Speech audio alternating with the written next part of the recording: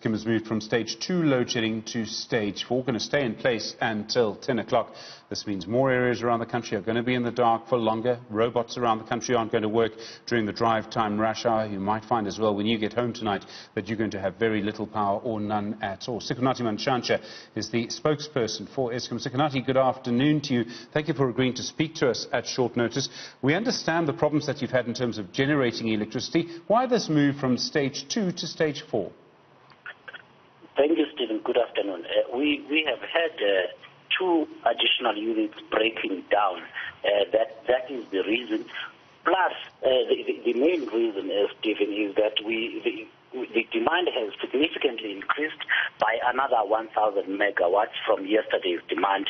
I must say that earlier today, we managed to return 4 generation units to service, but that has proven not to be sufficient. Due to the much colder weather now, demand has increased, necessitating the escalation to stage 4. Okay, so the main problem, I mean, obviously depending on how you look at it, is that because of the cold weather, more people are using more electricity. That's a higher level of electricity demand than you were expecting.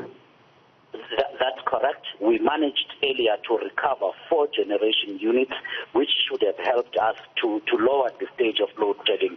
But demand has now increased by over 1,000 megawatts, which now necessitates again that we increase the stage of load shedding. So the gains we made overnight and earlier today have are not sufficient to actually help us out of this situation. I know you have people working around the clock on this. What's the outlook for tomorrow? The outlook, Stephen, for the rest of the weekend, throughout the weekend, is that we will definitely now have load shedding. What may change are the stages, hopefully to lower than what it is at this point.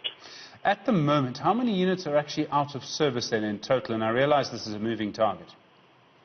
Stephen, indeed, it is a moving target. We started this week, as we announced on Monday, with 10 generation units down, which have broken down on Sunday and Monday. That was 10. We managed to recover 4 of those today, but another 2 is now down. That means we are now down 8 units. All right, and as a percentage of the total capacity, do you have that number to hand? I realize you may not. In total, that's 11,300 megawatts out of 44,000 installed megawatts. So add to that 11,000 another 5,000 that was out on plant maintenance. This will come out time to service over the next few weeks. So in total, we're talking about 17,000 megawatts that are not available at this particular point. Sure. That's 17,000 out of 44,000 megawatts in total. Wow, I mean, it's not far off half. I mean, that's an incredible percentage of capacity that's out of service this afternoon.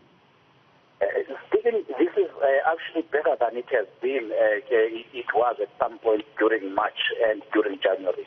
We were at some point at over 18,000 megawatts back then.